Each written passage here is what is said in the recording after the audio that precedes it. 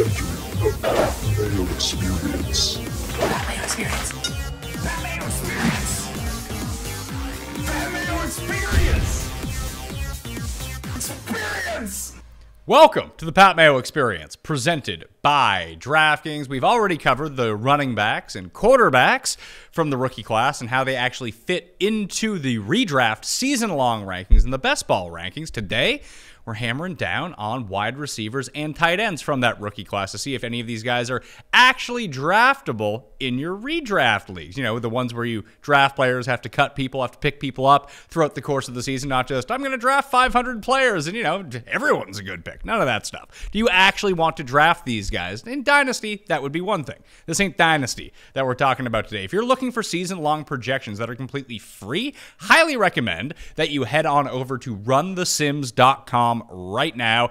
You can sign up with a free membership to get access to the NFL projections, and then you can customize them in any way you want. Run the simulations 10,000 times in under 5 seconds, and boom, you'll have your own custom projections and own custom rankings that you can go with. So again, runthesims.com. Go check it out right now. Jake Ciely from theathletic.com on the line with me to break all of these guys down. Who is the highest ranked rookie wide receiver you have in your season-long rankings?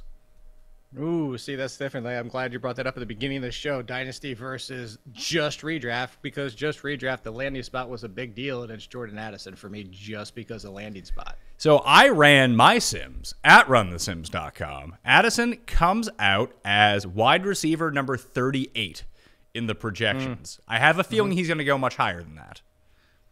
Looking right now, I could look at the ADP and tell you, I think that's actually close to his range, because that tier in front of him, we've been talking about it on my show, and the fact that it's so big, because you're still talking about Drake London in his second year, Ayuk, McLaurin, blah, down the list. Addison, I have at 35, and where I would take him in my rankings, actually, as of today, ADP still has him at 40. Really? Okay. I find I'm as surprised as you are. Yeah, usually people are all over the rookies. You know, Thielen gone. Maybe they're sweating KJ Osborne. I don't know. Maybe. That would make no sense. I think a lot of people are on Smith and Jigba, which, there's going to be behind DK Metcalf and Tyler Lockett. Let's chill out a second. I know we're going to talk through all of them. But the landing spot wasn't better for any rookie wide receiver than stepping into the Adam Thielen role. And, yeah, sure, KJ Osborne may be a factor. Maybe they throw a little bit more with Alexander Madison out of the backfield and a little bit more of Ty Chandler if he gets involved, whatever it might be. But, Hawkinson, I think maybe that's in people's mind, that he's a bigger threat than Irv Smith ever was, because Irv Smith couldn't stay on the field. But I'm with you. I think Addison should be top 40. And not to, plug my own stuff, you always ask me to, but I actually did an article over The Athletic right after the draft on the hit rate of first round drafted wide receivers in fantasy just for their rookie season, and they hit about 50% of the time, which is more than double any other round, second, third, and fourth after. So at least 2 of these 4 wide receivers taken in the first round by history should hit as a top 35 to 40 wide receiver this year. Looking at it right now, and I'm on NFC, the high stakes fantasy football league. So all drafts done from the beginning of May to today, and it actually kind of factors out exactly where we said he was going in that range. Wide receiver number 40 overall, pick number 89, wide receiver number 40, pick number 89 overall, one spot behind Jackson Smith and Njigba, who's going at pick number 88 as the number 1 rookie wide receiver off the board. But that's behind Jahan Dotson and Treylon Burks and Hollywood Brown, George Pickens. One thing I do need to point out here, number 33 ADP-wise, maybe you can explain this one to me. And I get where the drop-off comes in. But Mike Evans is the 33rd receiver coming off the board? That seems crazy.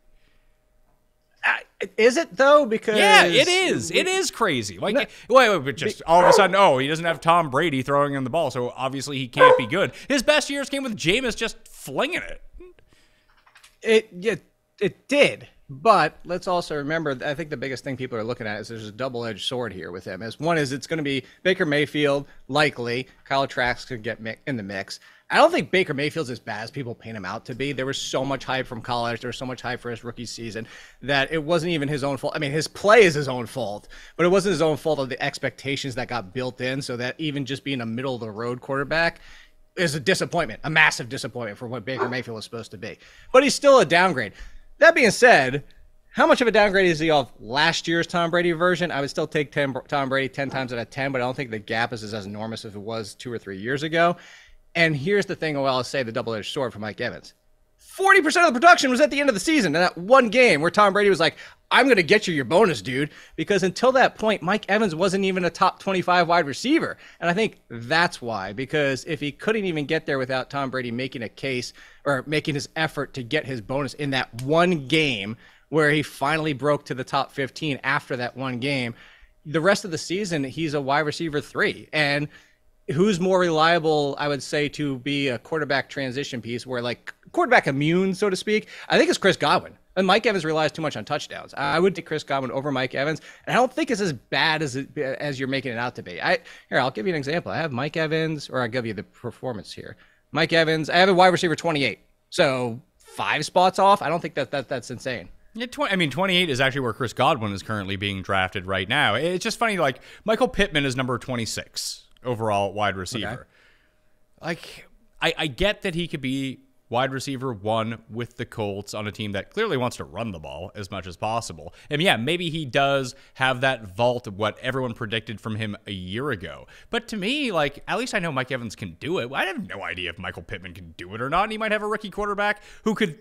I mean, listen, Anthony Richardson could be good. It could be Gardner Minshew throwing in the ball. But Anthony Richardson could stink as well, right?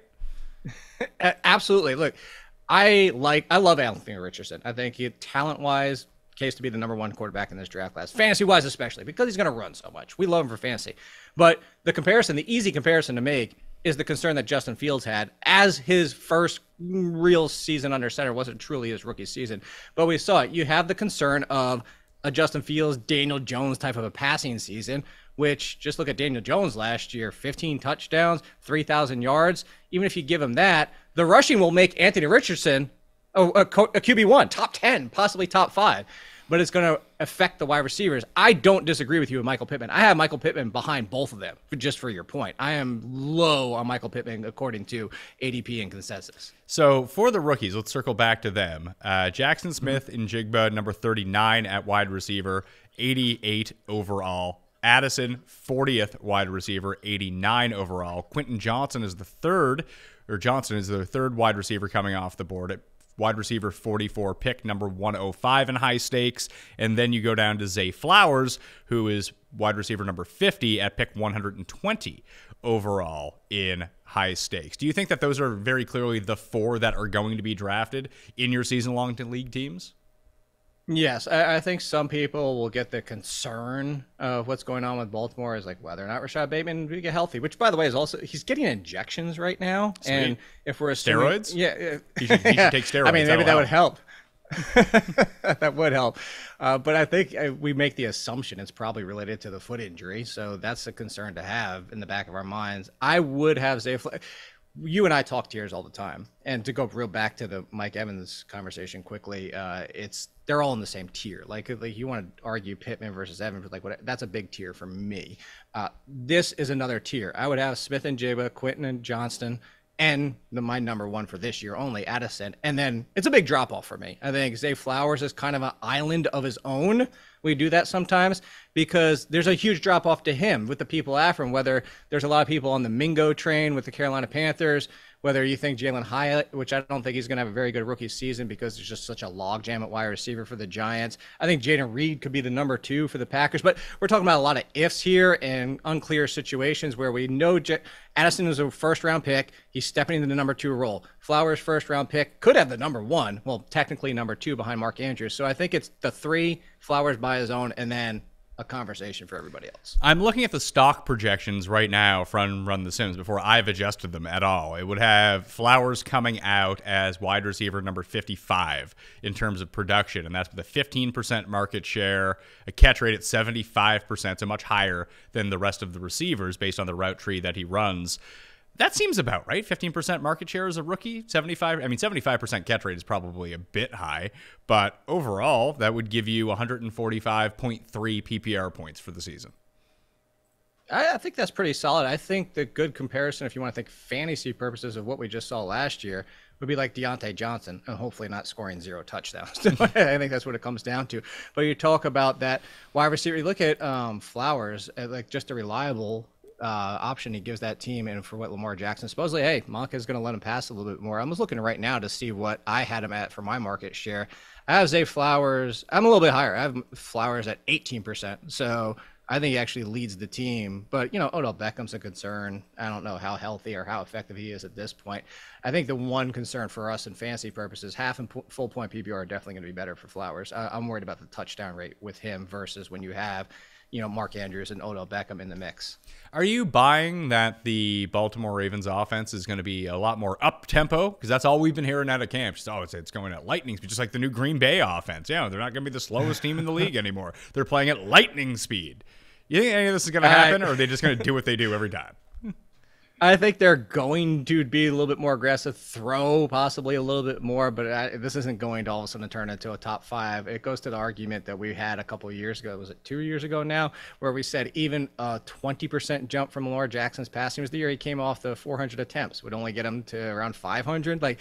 I think that's the big thing. Is it can be a big boost, and they throw to the running backs a little bit more, and maybe J.K. Dobbins can get to 25 receptions, but it's not all of a sudden going to turn into a top 5 offense and running 70 plays a game. And let's be realistic about it. It can be they're not mutually exclusive. You can have a dramatic improvement, but also realize that a dramatic improvement for the Baltimore Ravens is a lot different than having a team like the Packers jumping from 10th to 1st.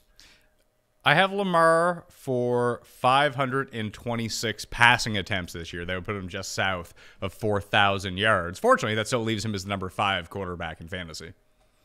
I'm at 529. We're almost lockstep on that one. We're very close to that in terms of what the actual Actually, run. I'm at 6. Yeah, we have. That means you have Herbert at 5? No, Justin Fields at 5. You have Justin Fields at 5. Where does Fields come in? Fields does not project out well based on Justin's projections, at least. He comes in at number 11. But the gap between fantasy points isn't all that large, strangely enough. Between Aaron Rodgers, Trevor Lawrence. Actually, no, it's between Justin Fields and basically Lamar Jackson. There's a 20-point spread between 6 guys, including Dak, Daniel Jones, Cousins, Deshaun Watson. All those guys are just kind of in a bucket of tiers. And then you get to the upper level like Allen, Hurts, Mahomes, and Burrow. Yeah, I think you could play with that different ways too. I mean, ours are going to be a little bit different, but I'm with you in the fact it's quarterback. That's why if you want anybody in the top tier or the top 2 tiers we've been talking about, not rookies, this has nothing to do with that conversation. Just there's a case to be made to start taking quarterbacks earlier, not first round, not second round, but start thinking about 3rd, 4th, 5th round again for those select few. Because mine, where I differ from you, my spot's different, but from QB 10 to QB 17 for me is only a 10-point gap. Tell me a little bit about Jonathan Mingo and what his role could be in Carolina. Well, the upside is obviously if he's the number 2. That's really what it comes down to. Is there's an opportunity to be the number 2. I compared him to the fantasy purposes. What I did for my rookies this year is a lot of times people are like they want to make those player comps, and you know how it is, Pat. It's always like it's not player comp like he could be Brian Robinson. It's like he's Ezekiel Elliott or Barry Sanders, or with wide receivers he looks like Terrell Owens. But I said Marquise Colston, but kind of like that. Yeah, now, question, will he have tight end eligibility in his rookie year? That's all I really need to know. That's the biggest thing. The slightly lesser Marquise Colston, possibly a little bit more boomer bust. He's not playing with Drew Brees, not playing one of the best offenses in the league, playing with a rookie quarterback. But I look at the opportunity there to be the number 2, immediately get that rapport with a quarterback out of the gate, and then have that Marquise Colston kind of role. But that would mean for fantasy purposes, like slightly lesser Marquise Colston, the inconsistent Marquise Colston means he's a wide receiver 4. And that's the picture I want people to have in their mind, is the fantasy outlook.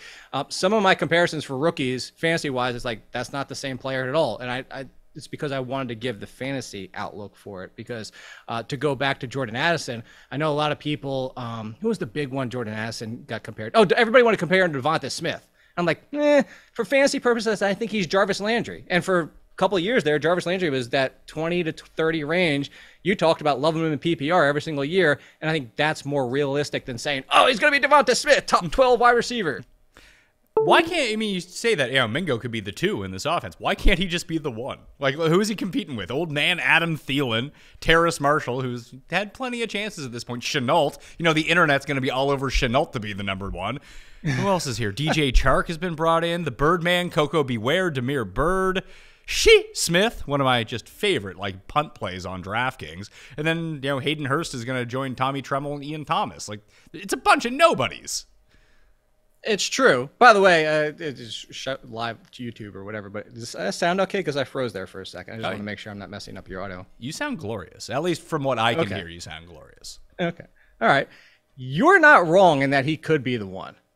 Because you said old man Thielen. I think that I would give the edge to what Thielen still has less, as in his moxie to throw it over like that. But look, it's his game ability to know where he needs to be for a young quarterback. This kind of experience, I think, comes along with that a little bit more. So fantasy production, does Mingo have a higher ceiling? Absolutely. I would say if you told me ceilings, I'm taking Mingo. So for draft purposes, I actually would take Mingo before I take. Like, Thielen's kind of off my radar. Like, you and I talk about this every single year. It's like, why am I going to draft somebody I can find on waiver wire? Why am I going to draft at this point? I hate to do this to Thielen because we loved him for years, but Adam Thielen's of the world. For the longest time, it was always the one that used to play for the Packers, the one that you interviewed at the Super Bowl. I can't think of his name all of a sudden. Fucking Mike Finley? No, Greg Jennings. Oh, yeah, Greg Jennings. Yeah, I mean, Greg Jennings was like elite for years, and then he was just a guy. It's funny because the Packers always had that guy, because once Greg Jennings came onto the scene and was actually good with Jordy Nelson, Donald Driver became that guy, and James Jones became that guy. Like, they just had one random receiver every year who, if in a pinch, if you needed to pick up off the waiver wire and play, random Packers third receiver was available. That could be Thielen this year. Hines Ward at the end of his career was exactly the same. Everyone. Yes. There was that's in your league of 12 teams, 8 of those teams had Hines Ward on it at some point during the course of the season. I think everybody picked up and played Hines Ward at some point. Yeah, you're not wrong, and that's what I'm saying. Instead of drafting those, I'll draft Mingo because 13th, 14th, 15th round. And if he doesn't work out, boom, I'll go back and pick up the waiver darling at the beginning of the season. Or if I need a replacement, there's a Thielen there. There's a million other ones. Curtis Samuel's going to be out there every damn week and talked about every single week. And we could find all the rest of them. The one name, did you mention DJ Chark? Not that he's going to stay healthy for the entire season, but DJ Chark is still in the mix too. He's going to have his games, but he's not going to be their number one. I would envision that his season looks a lot like it did in Detroit last year, but worse. Okay, and that's fair. So where I'll say the difference is real life one versus fantasy one is like Chark and Thielen start out as the 1 and 2 on the field, and then Mingo's the 3. And could he absolutely push past both? If not at least one of them, no question about it. But I think like pecking order, which comes down to opportunities on the field, and I think that's the concern of why we won't push Mingo higher as of today. That comes with the risk that similar to Jalen Hyatt. Jalen Hyatt should be at least the second best, if not the best wide receiver for the Giants. But does he get past Wan'Dale Robinson and Paris Campbell and Isaiah Hodgins, who looked great with Daniel Jones towards the end of last season? Hodgins was awesome. I know. And Sterling Shepard's healthy right now, so you get 3 or 4 weeks out of him. It's getting past guys. It's getting through the muck to get to that 1 or 2 opportunity. Yeah, taking a look at the Giants breakdown right now, where is Hyatt? Missy Hyatt, where are you at? Wide receiver number 73 in projections, which does leave him to be the best at the moment. Although I think I might have to go and customize this and bump up Hodgins a little bit. I thought he was good. I know Hodgins is the highest. That or he just has an amazing rapport with Daniel Jones, or he was just the only guy who was any good on that team at receiver last year. There's that possibility too. Why not all of that? I mean, it could be all of those factors put together. Well, I mean, this is like we talked about with the Ravens, that obviously on the Giants, and we'll see what happens with this Barkley situation. I just assume that he's going to play. But how much of an impact and gravitational pull do you think that Waller has on that offense? I think it's enough. I think it's enough to be concerned, and that's why Isaiah Hodgins checks out as a wide receiver 5 for me, even as the highest, because I think Paris Campbell, the excitement is real if he can stay healthy, but he's not going to be a fancy game breaker because we're still talking about somebody who's going to be probably the latter career of Jarvis Landry, maybe 70 catches, but it's going to be a lot of shorter stuff. The touchdowns probably not going to be there, especially with Daniel Jones last year. I keep going back to that. Didn't even throw a touchdown per game. And I think if you're looking at who's the number one in this offense, this honestly is the poor man. Actually, poor man's isn't even good enough. This is like Walmart dollar bin. And actually, they left it outside by the dumpster just for anybody to take anything version of Patrick Mahomes' Chiefs, as in Waller is Kelsey. And then it's everybody else behind that. And it's everybody else fighting for 2. Like last year's, where it was like, okay, Juju Smith-Schuster, I guess. Like, it's just it's that version, but like the way, way, way, way worst version of the Chiefs. Yeah, it's the Salvation Army charity donation There you bin version go. of the Chiefs. There you go. That's a good one. So yeah, like Slayton's still there. Paris Gamboud, the Frenchman, is there. Wendell Robinson. I forgot they signed Jamison Crowder. It's shocking to me that they can have Jamison Crowder and Sterling Shepard on the same team. I thought Brian Dable was just trying. The Jalen highlight thing surprised me because I just thought he didn't want anybody who was actually 6 feet tall. No, just you need to be like 35 years old and the same size as me. That's who you want at receiver in the NFL. You should go show up at Giants camp. Maybe you get signed, Pat. It's like, Brian, man, put me on the field. I'm prototypical size. You know, I'm just a quick 5'8", 175. You know, I can kind of beat a 5'5", 40 at this point in my life. Let's go. Let's have it. So to go back to Mingo for a second, he and Hyatt are going 64 and 66 in high stakes at NFC. So I recommend that everyone go play in the NFC, by the way. I think it's the best structured of all of the high stakes contests, and there's always spots open. I mean, when we say high stakes these days, I mean, it's the same as like, you know, what you spend on one higher stakes tournament per week on DraftKings. It just lasts you all season long. It's actually a good investment. Rashee Rice is sandwiched in between them at number 65. Like, if you're going to take the upside, let's say you had to draft a rookie right now, going where they're going at receiver, and just have them on your bench for 4 weeks just to assess the situation. Like, Mingo makes a lot of sense to me because he could be the number one. Addison's price is a bit more punitive than the rest of these guys who are essentially free at the end of drafts and going unnoticed. Do you think that Rice is actually the right answer here, or is this just another in a long line of random guys that Patrick Mahomes is throwing to that everyone's like, well, they got to be good. Patrick Mahomes is throwing to them. I think that's more the realistic thing. Like, I actually think Rice in Dynasty, this is just for the argument's sake so people understand. I'm not saying, no, Dynasty only. Sounds like you are I like saying Rice. No. I like Rice more than Sky Moore. For Dynasty, like, I think Rice is the better player, and that's why I'm saying that. So if I took a flyer on somebody this year, I know some people are on Sky Moore, and there's a non-zero chance that Sky Moore is the best, if not second best wide receiver on this team. Like, it could happen, but I would take the upside of Rice over Moore. That being said, I think if Kadarius Toney stays healthy, he's the one of all of them, but he's not the rookie that we're talking about here, and he's obviously, his ADP is way more expensive. If you want to talk about pure free rookies, we could go real deep and be like, Michael Wilson's super interesting for the Cardinals, but I mean, who's going to be their quarterback? Clayton Tune? Name that tune. I'm sure you've done that one, but it comes down to, I actually like Jaden Reed the most because I think Jaden Reed should be the 2 for Jordan Love. I think he's significantly better than Romeo Doubs. And yeah, but you can't say his name like that. And that's like minus 40 spots in Pat's rankings. That's true. So you put Dobbs in the slot, and Christian Watson and Jaden Reed is the 1 and 2. And if you have any faith that Jordan Love can have a half decent season, I think for the free, Reed is stepping into a situation even better than Mingo. I think he's definitively the second best talent of what the Packers have. Does it work out? We know this, and not necessarily. He could struggle as a rookie. But if you're talking about Jordan Addison's situation for another rookie, I think it's Jaden Reed, and I would say Jaden Reed would be the free one that I would want to take. Okay, so you would want him over Mingo, who is also free. I think I would just go with, I mean, I like the case that you make for Reed, that he can develop into this number 2. If Mingo can develop him, the problem is he still plays for Carolina. So even if you are the number 1, what is that like? Is that even playable on a week-to-week basis? At least it seems like with what you said with Reed, like, yeah, we're kind of penciling in Addison to have potential upside numbers based on his role, the offense that he's in, and the coverage he's likely to see playing opposite Justin Jefferson. It seems like a perfect storm of a great situation as a rookie to come into with much higher pedigree. So what you're saying in terms of what Jaden Reed is potentially going to do is that the upside is there because the Packers offense could be good, and if he is the number 2, why are we just saying Christian Watson's awesome? Because Aaron Rodgers was very good at hitting him down the field. Well, what if Jordan Love's not good at that? Is he going to be any good? Sure. Well, I think that also comes to the conversation I was going to ask you. What do you have on Run the Sims for Bryce Love versus Jordan Love? Bryce Young versus, I was going to name both of them. Bryce Dude Man Love. Bryce Young and Jordan Love. The difference between them is pretty, are they back-to-back? Where are we at here? Will Levis, Sam Darnold. Oh, we're in some real winner territory here. League winner Kyle Trask. Love is I actually number. love some Sam Howell this year. I as a free believe quarterback. Love is 26, just behind Sam Howell, Okay. by the way, and Mac Jones and Dirty Purdy.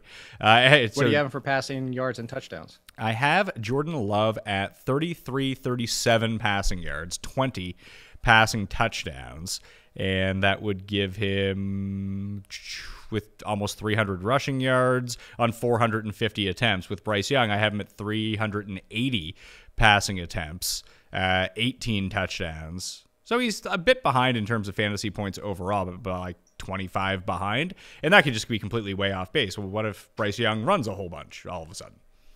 Well, do you have Andy Dalton playing some too? 'Cause Yeah, that's the main Okay. reason for it. Yeah.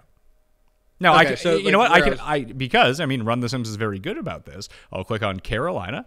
I will take out Andy Dalton, and we're just going to give the passing attempt share of everything to Andy Dalton. See if that does anything good for us coming through here. Passing market share is 0. Passing market share 100% for Bryce Young. We'll save that, and we'll run these Sims on us. Gotta expand the screen here so I can run the Sims.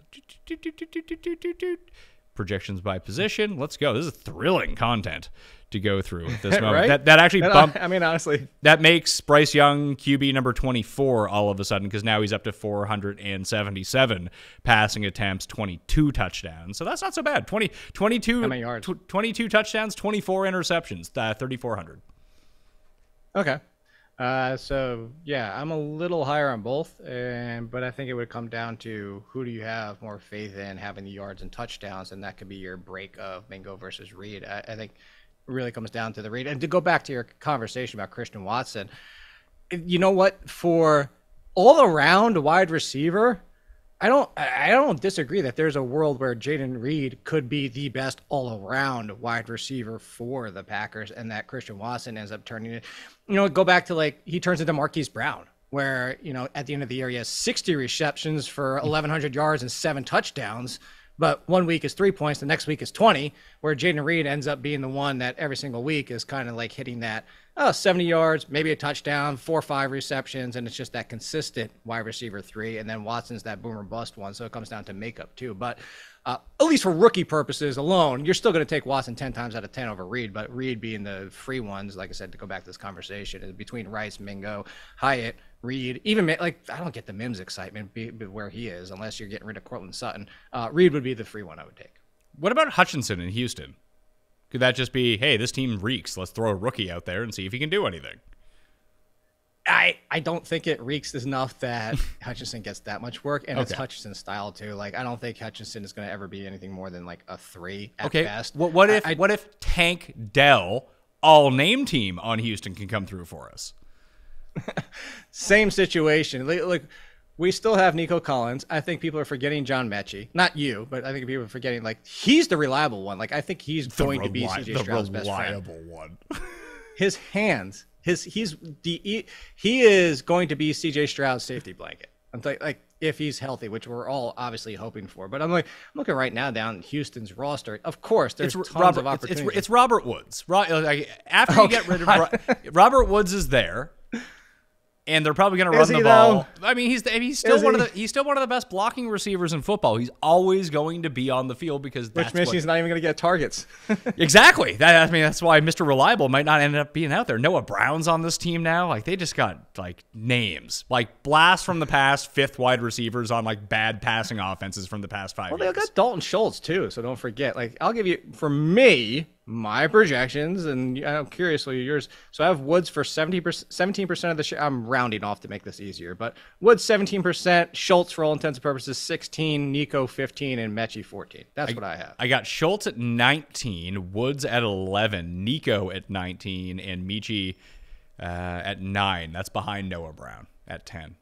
I have Noah Brown at 2. That's easy to do. If I want to put Noah Brown at 2, then I can reallocate that 8% across everyone else, and it bumps everyone up. Easy to do at runthesims.com. Completely free, by the way, to go sign up. Wouldn't you have enjoyed that 10 years ago when you were struggling on Excel to create your projections? Oh, this is just done for me, and I can add in what I want.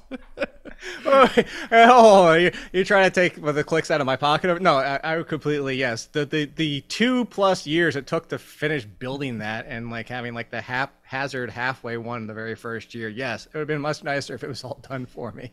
Have you decided on where you'd want to pick in the first round yet? Oh, in redraft? Yeah. I'm always going to go top 3 or 4 pick, always, because it maths out. You see it every single year without the third round reversal, which I don't do unless you get in super big leagues anyway. But there's that advantage. The early third round pick just ends up having a nice advantage over everybody else because you get that next talent pool that's already there. That being said, I've done a draft already. I did one for our friends Welsh and Bogman over there, and I did one. And I picked that at number 9 spot, and I actually liked how the team turned out, but I still was like sitting there. I was looking at 7. Like, if you could just get Cooper Kupp at 7 or 9, potentially. Okay, I got Kupp at 9. Okay, like if you can start your team as late as you can start your team with Kupp, I think is a really good start because I don't know. Like, I get why Jefferson and Chase are going number 1. I get why Tyreek is up there, but I do have Kupp as a part of that tier as well. The crazy thing is I don't disagree with you at all. We sat on my show a few weeks ago and sat there and said, like, Kupp deserves to be in the conversation. The only question is health. And the problem is it's the health of him and Stafford. Although this is the first time that Kupp's had a significant injury to this level. And when he left, you know this. I'm not telling you something you don't know, Pat. When he left that game, if you take that game out, because it was pretty early in the game, before that, up until that point of the season, he was 2 points per game ahead of everybody at wide receiver, including Jefferson. It was an enormous gap for wide receiver to be that in front of everybody. So we sat there and had the conversation. I sat there with Meany and I said, like, look, he deserves to be in the conversation with Jefferson, Hill, and Chase, and blah, blah. And then I did my projection sheet and came out, and Cooper Kupp has a significant gap to him, to Jefferson, because I have him playing 17 games. And somebody was like, well, why do you have him there if you ranked him 3rd? I was like, well, you're baking in the risk of Stafford and him being healthy for the entire season as this offense broken from last year. But if he stays healthy for 17, Stafford stays healthy for 17, Kupp is the number 1 wide receiver. There's no question about it. And just looking at it right now in the high stakes NFC, he's going at 7 overall. Like, Bijan Robinson's going at number 8. Patrick Mahomes is going at 9. Like, what are we doing here? It's always fun to watch those. I've seen Bijan Robinson go as early as not only the number 1 running back, but like the 2nd, 3rd pick overall in some of those. Well, the only hard thing about starting, let's say you get number 9. Actually, number 9 works out a little bit better than like taking him at number 7, because at number 7, what is that? Pick number 16 on the way back? 15? Let's see. Yeah. 1, 2, 3, 4, 16 or 17, whatever it is. It's just another glut of wide receivers that you can take at that spot. It's Devontae Adams and Amon-Ra and Garrett Wilson and Jalen Waddle. Or you get pushed into the Nick Chubb, reaching on him. You get pushed into Josh Jacobs, Derrick Henry, which, I mean, I don't mind Nick Chubb there, though. I mean, I don't mind Derrick. I mean, would you actually pick Nick Chubb above Derrick Henry? Yes. Why? 100%. Why? Because one guy's better. No, because like, do you get? Oh, I'm sorry, I forgot. I always forget that you do your rankings for you get 100 bonus points if you get stuffed from the 1 yard line trying to get a touchdown. Nick Chubb, best running back there is. Nick Chubb just had 12 touchdowns last year. Yeah, should have had 40. Look, it comes down to the offense. I don't I don't trust the Titans offense with or without Ryan Tannehill. I don't trust it with Tannehill at this point and what it was last year. I don't trust it with Will Levis if he comes in, which is probably assumed at some point. And Derrick Henry at this point of his career, like 2 years ago and even before last season, I was making the argument like everybody has in their mind that Derrick Henry is hitting that threshold of like, oh my God, it's going to fall off. It's all these touches. And I sat there and said 2 things. One is people forget how much he split the first 2 years of his career. Also, the dude's an effing tank. There's no human in football that's like him. All that being said, is if I'm going to take Nick Chubb with no Kareem Hunt and the offense that I think is significantly better, it comes down to that being the breaking threshold. Derrick Henry, I don't trust that he's going to have that many scoring opportunities this year like he usually does. You are right. He's going to plug it in 10 times more than Nick Chubb will. But how many opportunities he's going to get for that is my concern. I still don't understand the Tony Pollard at 26 either. Like, the 26, 27 ADP is Tony Pollard and Chris Olave. Like, Chris Olave's fine. But give me the guy who could be the number 1 running back? So you're saying too low? Yeah, he's way too low. Yeah. I think that's the fear is is this what the opening day, like if you said right now, everybody drafting Tony Pollard, Malik Davis, not Ronald Jones, and Deuce Vaughn are going to be the backfield for the Cowboys, you would see Tony Pollard probably at the end of the first round. I think the biggest concern people drafting right now is they're not confident that anybody. Zeke coming back at a discount. Like Zeke, Fournette, and Hunt are sitting out there right now. Dalvin Cook to a degree, but Dalvin Cook's really probably not in play with the Cowboys. One of them at some point is probably going to be like, you know what? I'll just take the $2 million to play another season and get like somebody's going to break somewhere. It doesn't necessarily have to be with the Cowboys, but I think that's the fear people have is that Tony Pollard is going to split. And Tony Pollard is also coming off a significant injury. Everybody's just assuming he's 100% by week 1, and he should be. But I think you have to bake that in a little bit too, and I think that's why he's at 26. I agree with you. Him versus Olave, 100 times I'm taking Tony Pollard for the upside. But I think it's fair to worry about him as of today in the middle late June. So, like, looking at my projections versus where everything is coming out at running back, like, Pollard rates out as the 3rd best running back for me. Ramondre Stevenson rates out as the 4th best running back for me. And that's it for a half-point PPR scoring, by the way. And, like, Joe Mixon is number 6. The Joe Mixon, I've got a lot of Joe Mixon. I think that's another one is does he get pushed by the Bengals to restructure his contract? Because you saw that report the other day that they want to bring him to the the running back market, whatever the hell that means. I guess they want him to take a pay cut. But if Joe Mixon's still there, they didn't really draft major like Chase Brown, sure, but he's just stepping in for Samaje Perine, who and arguably isn't Samaje Perine at this point. So Joe Mixon's Joe Mixon. He's on one of the best offenses. He's going to be fine. Like volume alone is going to carry him. How high have you seen Alexander Mattison going in drafts right now? That is the answer. Can I just say 2? Too high? Too high? T-O-O, too high? I've seen him go as low as an RB1, and I am not on that train with Alexander Mattison. I think the biggest mistake people are making is I've seen people like our good friend Rich Rebar has actually mentioned the fact that if you look at the games without Cook, and 2 of them were against the Lions, and they're like the volume dependent, and they're all right. Let's just come down to like the realistic situation with Madison. Madison, probably the comparison I've made, Pat, is Aaron Jones for the Packers, which can be an RB1 with the touchdown upside because Aaron Jones got there by scoring double-digit over a dozen touchdowns. But the concern is he's going to split. I think they brought in DeWayne McBride as the power kind of an A.J. Dillon option. Ty Chandler's still in the mix somehow. And Nguanu is still there if they want to keep him and with the special teams versus Ty Chandler. Anyway, I don't think it's going to be Alexander Mattison getting to Dalvin Cook or even the Alexander Mattison workload. I don't think he's going to get those 20 carries, 2 or 3, 4, 5 receptions in the passing game. I think he's going to be in the Aaron Jones role, which is fine. Great RB2. The problem is I don't think he's an RB1. Last one. Do you have concerns about Austin Eckler this year with the Chargers' new offense? No. I have you zero. don't? Like it might not just be check down city anymore? I don't, just because I think Austin Eckler's still great between the tackles. He's not the best in the world, but look, I thought Isaiah Spiller would be more of a factor. I was an Isaiah Spiller fan. Wrong on that.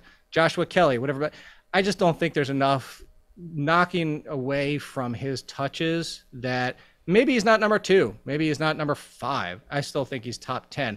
The problem is I have 0 Austin Eckler because you're going to love this, Pat, because usually I'm the one that's like, ooh, running back. But where Austin Eckler's going in the first round because he's clearly ADP, like consensus number 2 running back. Just second quarterback. You take Christian McCaffrey, done. You don't even have to look. You know the second running back is Austin Eckler. There, I'm like, I'm just going to take a wide receiver. Yeah, I think I would fall into that same boat right now. Like, we haven't projected at a 16.4% market share. I could see that dropping to like 10 with Kellen Moore as the OC.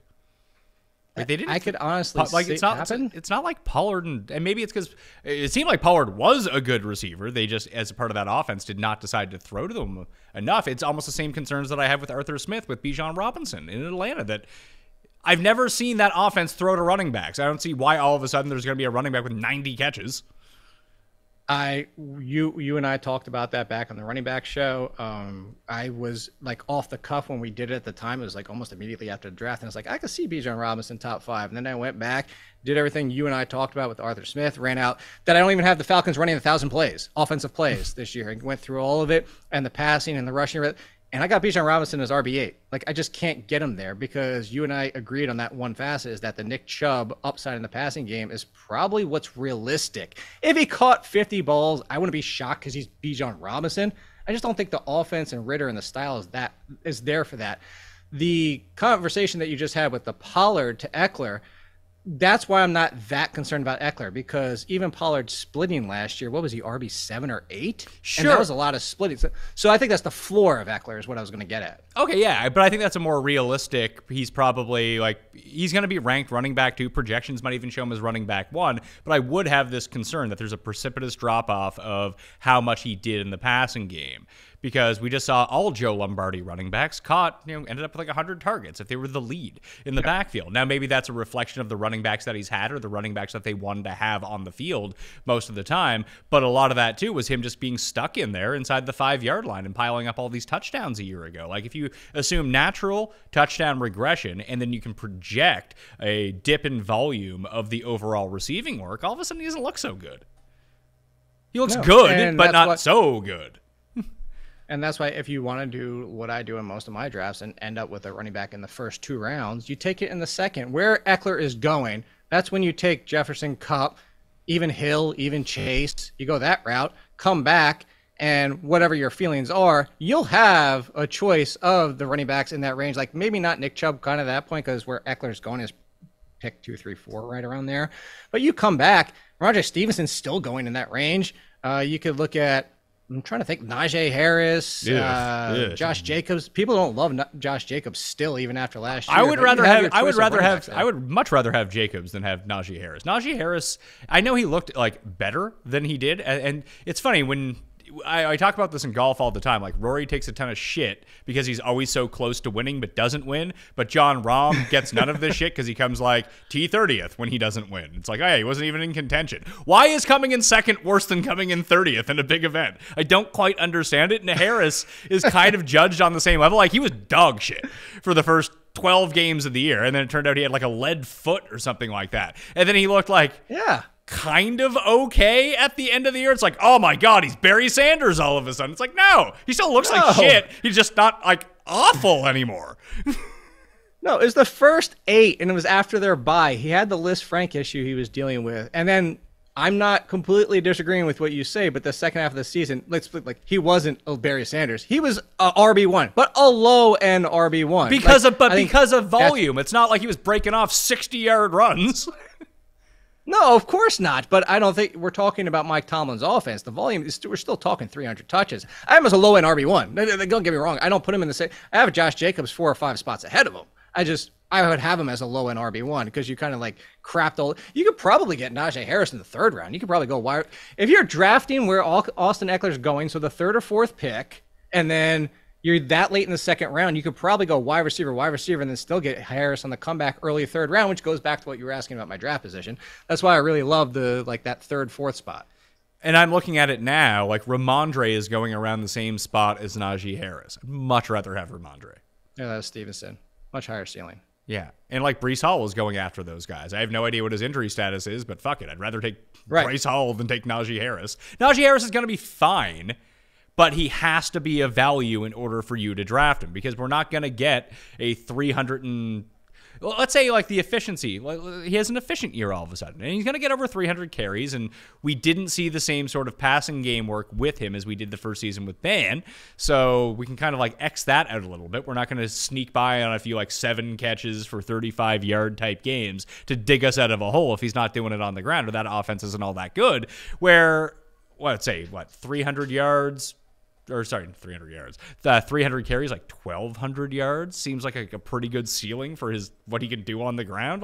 He just strikes me as a 3.7 yards per carry guy with no ability to turn the corner and rush for 70 yards. Maybe I'm wrong, and I'm just way off base on what a full year removed from that injury will do to him, but I never saw him that way anyway. It's funny. I laughed because I have him for 300 carries and 1,208 yards. I have him right at about 4 yards per. For all intents and purposes, that's 4 yards per carry. And so I'm with you. That Breece Hall is interesting. I think the biggest thing is the unknown factor, and so this comes into the conversation you and I had about Saquon Barkley the year they got hurt against the Cowboys in Week 5. Is I'll happily draft Breece Hall for the upside of knowing, do I have to wait till October to get Breece Hall top 10, top 7? And understand those first 4 weeks are going to be RB20, I would absolutely do that over Najee Harris playing 17 games, finishes RB12 because he was RB17 basically all year long. It's just kind of like always right in that mix. And it's kind of like, okay, that's fine. I want the guy who's going to be top 10 winning me leagues from the latter half of the season.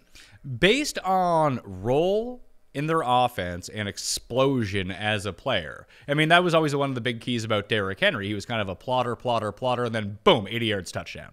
It's like, oh, I won my week because of Derrick Henry. I just never see that from Harris. Like, to me, why wouldn't I just take Cam Akers or James Conner way later, who seem to have exactly the same role as he has in his offense? I wouldn't take James Conner because I think that offense is going to be beyond pitiful. I don't know that Kyle Murray. The Pittsburgh offense was like kind of beyond pitiful last year. I think everybody's overlooking that as well. I'm with you on that. Like I did my top 5 breakout quarterbacks, and once you get rid of rookies, people who've already broken out, and people who've already been like elite, there's only about 5 guys left. So I had to include Kenny Pickett. But I was like, I'm technically not including Kenny Pickett because he stinks. Like 7 touchdowns, 9 interceptions in 13 games. Like, people really paying attention to this? Like, sure, double it up. 14 touchdowns, whatever. This offense, you're right, is going to stink. The Cam Akers one, are you trying to bait me into that? Are you doing that because it's me? Are you trying to get me coming back to say I would take Cam Akers over Najee Harris at cost? I think at cost, there's absolutely no question that Cam Akers is the better draft pick. Now, I just think that they're closer to, like, when I finalize my rankings, and I'll have an entire show breaking all that down. We'll debate it back and forth, but I think that they're going to be pretty close. Right now, I have a 35-point gap from Harris to Cam Akers, and that's baking in a lot of risk for Cam Akers.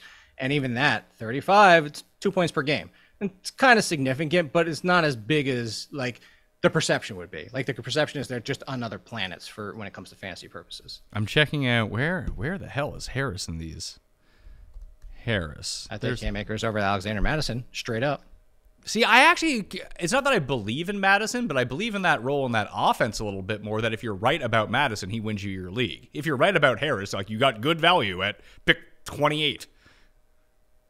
Yeah, but I was talking Akers specifically. Akers versus Madison. Like, if we're right about both of them, I'm taking Akers. So I'm looking at it right now, like, projection-wise. The first run of projections for half-point PPR have Cam Akers at 195 points and Najee Harris at 172. So a 20-point gap in favor of Cam Akers. Yeah, you're much lower than Najee Harris than I am. I think that we're going to see Jalen Warren a little bit more.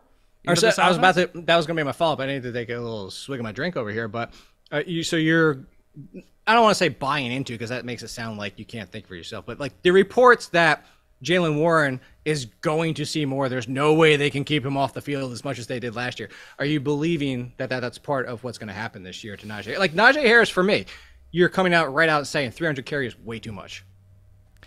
I feel like that's the case. I've just amended the projections a little bit. So let's see here. There, that makes it a little bit easier, because the gap that Justin had in his projections, he thinks that the gap is going to be a lot smaller. And I mean, he's better at projections than I am, so I'm inclined to trust him on these things. But let me readjust it to what I think that offense is going to look like in terms of rushing attempts. So let's not forget Mr. Concussion himself, Kenny Pickett, loves to run the ball. Loves just to put his head down and not look where he's going. So the amended ones in half-point PPR now put them all in exactly the same tier. Cam Akers, 195. James Conner, 193. Najee Harris, 190. That gives him 252 rushing attempts, and that gives him 50 targets. So there you go. The biggest difference, and we're right there in the other two, but the biggest difference from mine to yours is Najee Harris. That I'm not buying into that Mike Tomlin's going to change his stripes. I like just kind of go to that Najee Harris 300 touches. Or 300 carries. 300 carries. So, I mean, if you're curious about what the split is in terms of rushing market share, that's 55% for Harris, 24% for Warren. So he out-touches him over 2-1, and then Kenny Pickett's in there for 14% as well. Yeah, I think so. The biggest difference I have is, I have Warren. I have 19% of the carries, and I have Najee Harris getting 65% of the carries. Yeah, you realize it's Jalen Warren, not Warren from Something About Mary, right? I do realize that. Okay. I also realize that Mike Tomlin loves his bell cows. That he does, but I mean, they put a lot of strain onto Harris, and maybe he's not the guy that they thought he was, and maybe they need to move on. Oh, absolutely. He's definitely volume dependent, and for me sitting here and saying that, Mike Tomlin loves his bell cows. This is also something I've pushed back on Doug Peterson. Is like Doug Peterson was always like, oh, he's always committee. He always runs multiple running backs. And it's like until he had Miles Sanders his rookie season, it's like the talent can kind of dictate coaches changing a little bit. They're probably going to stick with what they do and what they know best. But if Mike Tomlin finally pulled back on that a little bit and it was 60-40 as in the total share, it wouldn't shock me. I don't think it happens because I do believe the Liz Frank was a major issue and he looked better in the second half. That being said, Najee Harris better, still 4.1 yards per carry, whatever it is. I do believe that Harris is more stable as the guy. I think Warren continues to be a sprinkle and not a share. If I was to make the Nestea plunge on a volume-based, low explosion running back, the cost to me is just too high. Because if the volume isn't there, then you're screwed. Like, if I waste a pick on Cam Akers in the 6th round or 7th round, like, that sucks. I could have been a much better pick, but it wasn't me relying on that guy to be my best running back at that point. Yeah. So would you say the cost of Najee Harris at the second, third turn, that's still too much for you? Yeah, it's way too much. Okay. That's fair. I think part of it too is I'm looking at that next group and I really don't want to dip into that next group of running backs because it's the Aaron Jones, Etienne, Ken Walker. I would rather have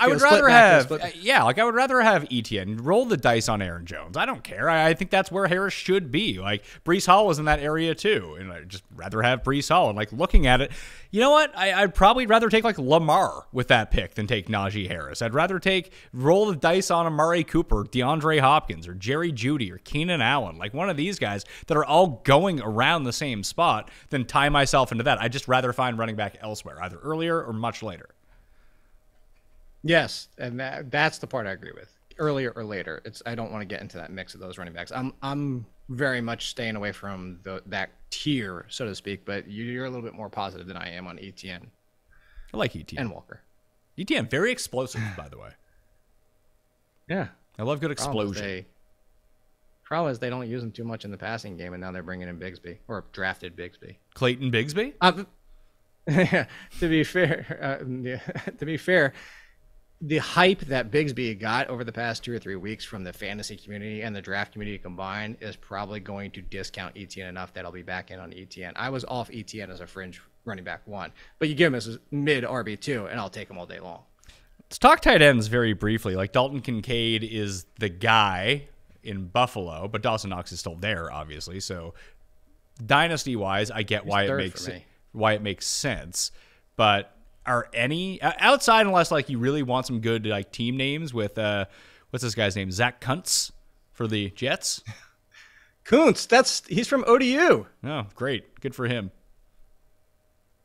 I gotta get my victory celebrations from ODU when I can. Hey, maybe we have like 4 relevant players of all time. You had Taylor Heineke. He was a fun story. We had Taylor Heineke, Zach Pascal, Travis Fulgham for like a half season.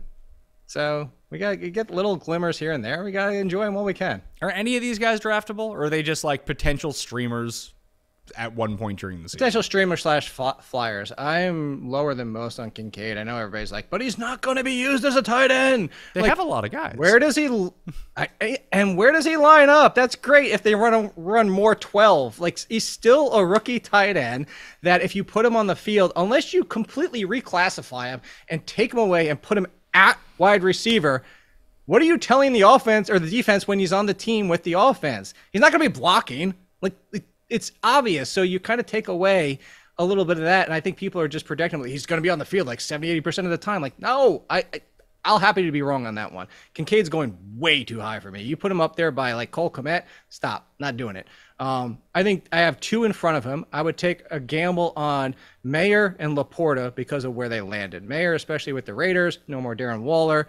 They actually have basically no tight ends, period, outside of drafting Mayer, who can be an every down talent tight end. He was my number 1 tight end in this draft. But I think the other interesting one was Laporta. He's going to replace Hawkinson in Detroit. You know, Jared Goff and that offense is going to throw. And no Jameson Williams suspended for 8 games.